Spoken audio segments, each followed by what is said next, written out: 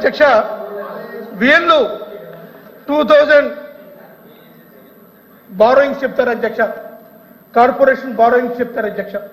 Corporation funds మేము వాడేసాం, లేకపోతే దోసేసాం, డబ్బులు లేవని చెప్తుంటారు అధ్యక్ష.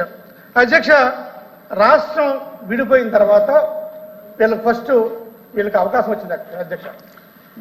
ప్రభుత్వాన్ని అధ్యక్ష 2014లో అధ్యక్ష ఈ కార్పొరేషన్ బారోయింగ్స్ అధ్యక్ష వచ్చేటప్పటికి మన రాష్ట్రం విడిపోయేటప్పటికి మనతో పాటు వచ్చింది అధ్యక్ష 14,000 కోట్ల అధ్యక్ష. వేరే 2018 and 19 వాళ్ళు దిగిపోయేటప్పటికి ఆ బారోయింగ్స్ కాస్త 55,508 కోట్లు అయింది అధ్యక్ష. ఇది ఎక్కడి నుంచి తీసుకొచ్చారు అధ్యక్ష?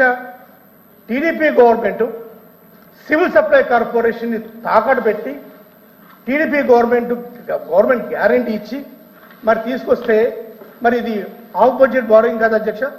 దాని గురించి మాట్లాడుతున్నారు అధ్యక్ష. ఇక అధ్యక్ష ఎడిషనల్ బారోయింగ్స్ అధ్యక్ష వీళ్ళ టైంలో అధ్యక్ష ఎడిషనల్ బారోయింగ్స్ ఇప్పుడు దాకా అధ్యక్ష మొన్నటిదాకా అధ్యక్ష వీళ్ళు తీసుకొచ్చింది 28,457 కోర్స్ అధ్యక్ష.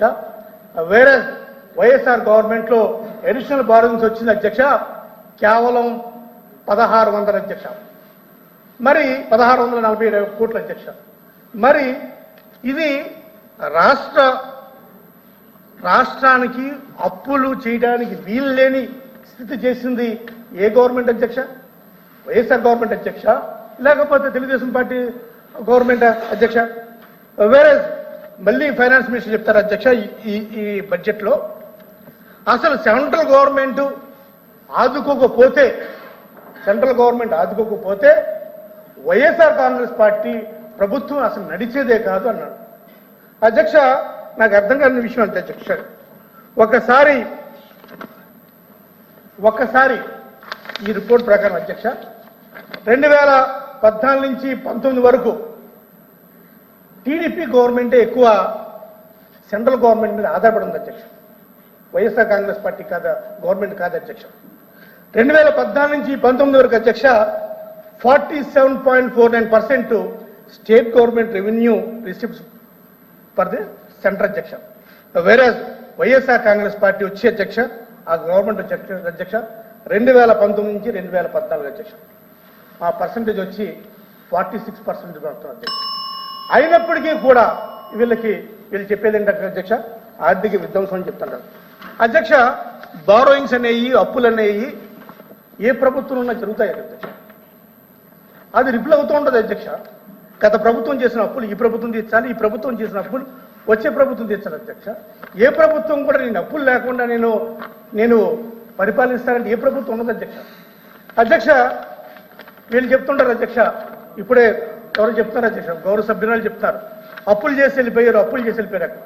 మీరు కూడా 2014 నుంచి 19 వరకు మీరు మాకు కూడా ఆస్తి ఇచ్చారు అధ్యక్ష, అప్పులు ఇచ్చారు. రాష్ట్ర ప్రభుత్వానికి బోల్డన్ని అప్పులు ఇచ్చి వెళ్ళారు అధ్యక్ష.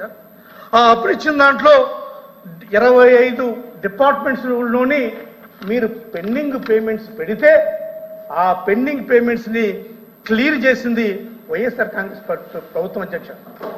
ఇది నేను చెప్తున్న లెక్కలు కదా అధ్యక్ష, మీ కాగు లెక్కలు ఉన్నాయి అధ్యక్ష. ఇవన్నీ తెలుసుకోకుండా ఏదో వైఎస్ఆర్ కాంగ్రెస్ పార్టీ ప్రభుత్వం లేకపోతే అధ్యక్ష ప్రభుత్వం ఏదో అప్పులు పెట్టిందని చెప్తున్నారు. ఇవన్నీ కూడా మీ పెండింగ్ పేమెంట్స్ మేము చేసి అధ్యక్ష.